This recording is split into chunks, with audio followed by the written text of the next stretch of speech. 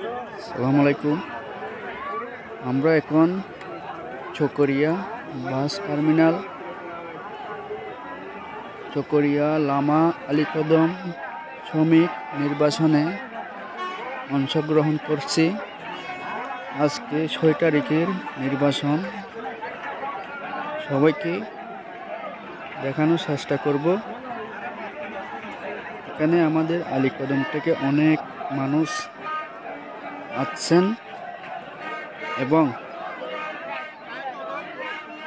আপনারা সবাই দোয়া করবেন যেহেতু আমাদের নির্বাচন সুস্থ হয় এবং ভালো হয়।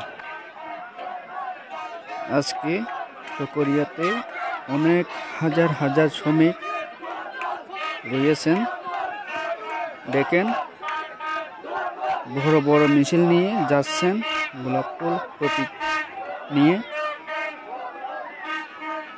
আজকে কে জয় হবেন সেটা আল্লাহ ভালো জানেন। সবাইকে ধন্যবাদ।